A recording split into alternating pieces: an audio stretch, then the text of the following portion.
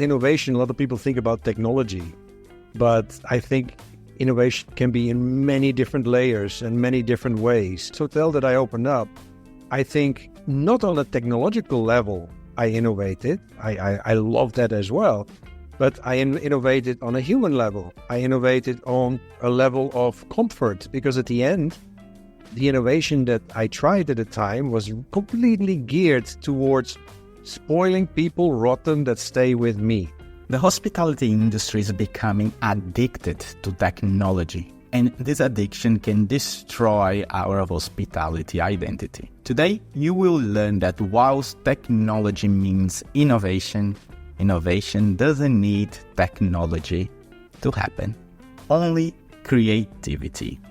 Hi, I'm Mauricio Schiller and you're listening to the Schulering Hub, a podcast gathering hospitality professionals from around the world to talk about what hospitality is and what isn't, and their lives, the innovations, and the ideas that set some businesses apart and others not. We also talk about the future, the trends, and recently we embarked on a journey to search for happiness in hospitality. What makes hospitality a happy place? What are the hurdles that block happiness from happening? And what can we do to overcome them? I invite you to be part of this journey. We make this for you, so I hope you enjoy it. Welcome back to the Schulering Hub, everybody. That's Mauricio Schiller, your host with the weird accent speaking. And I have Nah-Dja, Tien with me once again. Nah-Dja, welcome. Nice to be here, Mauricio. Thanks. Nah-Dja, we've been going in this crazy journey in the quest of happiness in hospitality. There are many things that make hospitality a happy place. There are many things that make hospitality a not so happy place. And today we are discussing a little bit on innovation and creativity in hospitality, something that sometimes hospitality is not very well known for. In spite of that, it seems that we are switching the key now and changing things. What's your view on innovation and creativity in hospitality? If you talk about innovation, a lot of people think about technology, but I think innovation can be in many different layers and many different ways. And I can only tell you what happened in my life. You know, when I was given the keys to a building to be, opened by me, I was a general manager for the first time in my life. I had a big hard think about, shall I just copy all the same things that everybody else is doing? Same check-in, same check-out, same breakfast, same everything. Yeah, because that's the most easy way. And I decided not to.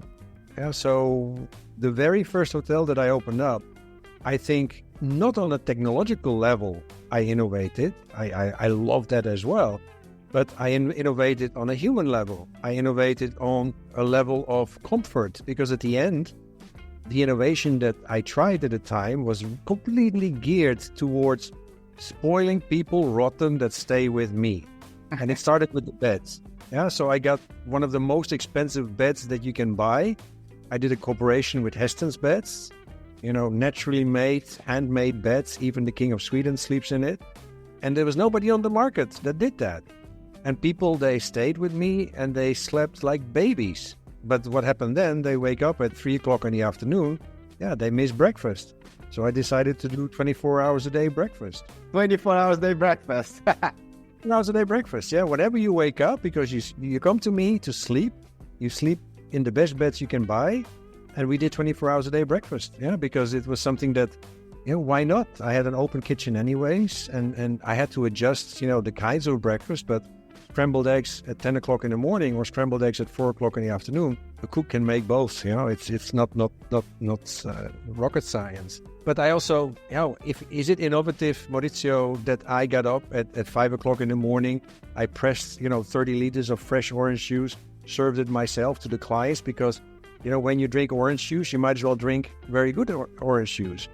And I think the innovation of that is that if you do that for a year, at a certain moment, your ratings in your hotel on TripAdvisor, on Booking.com, people loved it and they wrote about it. So instead of spending a lot of money on marketing and external companies trying to promote me, I did promotion through the bellies of the people, and it worked really well. Okay, like for you to be able to do all these things, you need to have an extra layer of confidence, right? An extra layer of like freedom.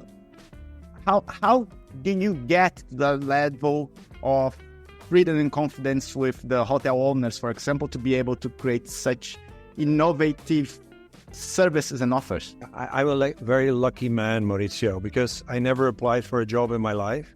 Yeah, I was always asked, hey, we want you, come and work for me.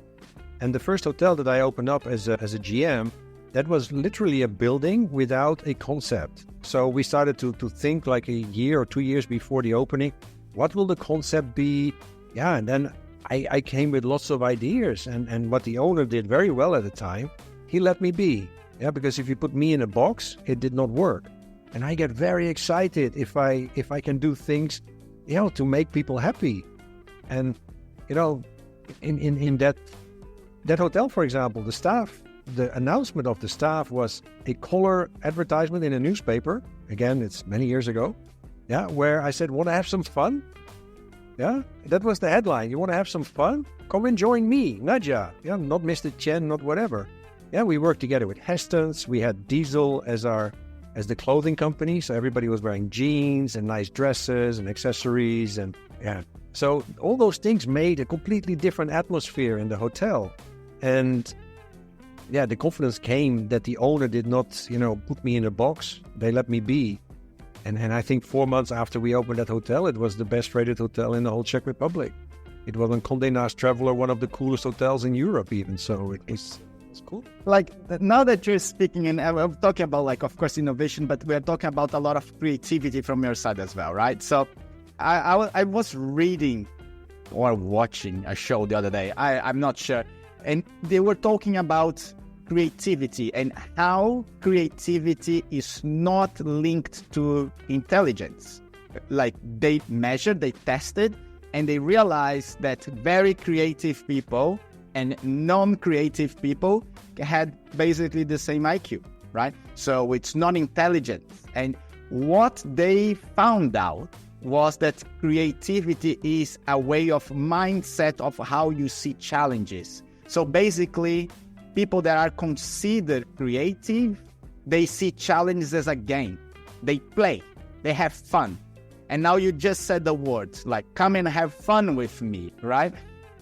Does this creativity and innovation in the hotel actually flood to the staff? Do they come up with innovative ideas and creativity on their own as well? Or it was more concentrated than on your ideas? No, this has always been a collaboration, Mauricio. I am not able to sit by myself in a room and be creative. I need the interaction with people. And you're right, it always comes from problems. Yeah. The fact that I did not like that people wake up at 3 o'clock in the afternoon completely happy because they slept like princes and princesses.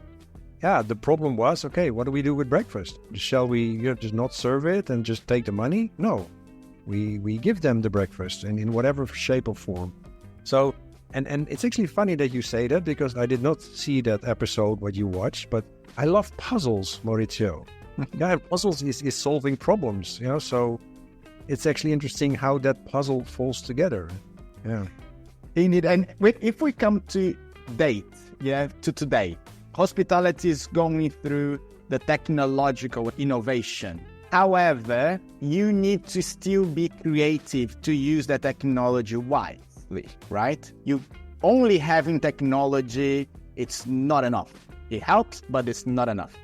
What you see is all this surge of technology coming and this new type of service it's unlocking new types of hospitality indeed, right? No from desk and all types of automation. How do you see us moving on that realm right now? Well, as you know, Mauricio, I love technology as well. So I think I've been quite innovative. I was the third hotel in the world to work together with Muse because I believed in their vision of what they see as the future of hospitality. And if you now look 12 years later, which is right now, I don't know what will happen 12 years from now, But right now, they use technology to get completely different revenue streams.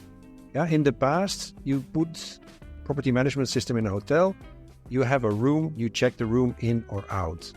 Nowadays, technology allows you already to not only sell the room, you can sell a table in your restaurant, you can sell a co-working space, you can sell the parking, you can even sell your room per hour, instead of selling it during a day. So it gives, I think, the current hoteliers a completely different possibility of what to do with the space that you have. And average daily rate versus revenue per square meter or revenue per hour, those are completely different measurements right now as well. So basically, it's how creative and how playful managers are will actually say how can you use the technology to improve their revenue streams. Would you agree with that statement? I totally agree with that. Yeah. Yeah. One of the most difficult things, Mauricio, is changing mindsets. When I said earlier, the hospitality industry has been a dinosaur for many, many years.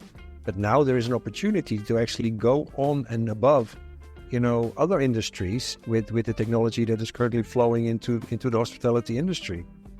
But to change people's minds and to change owners' minds that there's different ways of doing things when you're so stuck in your habits, that is a nice challenge. And I am very lucky, Mauricio, that I worked with many great people that wanted to invest in hotels, and they let me be.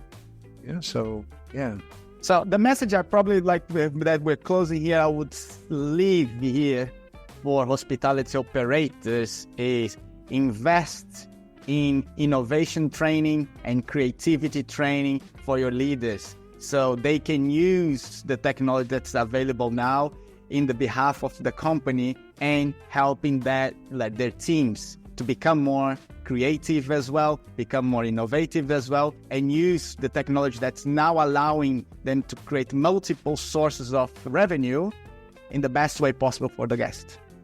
Yeah, I totally agree. One of the cool things that is happening now, all the bigger, hospitality-related companies, they invest in time spent in hotel management schools. So if you learn already now in school that there's technology that is changing, and obviously you can use that later on in your career by, completely thinking out of the box. If you don't know something, you will never use it. So to have some literacy and some knowledge about what is going on is definitely, we need hospitality creative mentors. That's a great idea. That's a great idea. Let's talk to some companies there and put that concept to play. Nah-Dja, thank you very much once again for talking to us here. And sure. It's always a pleasure. And Schulering, hang up. There's more to come.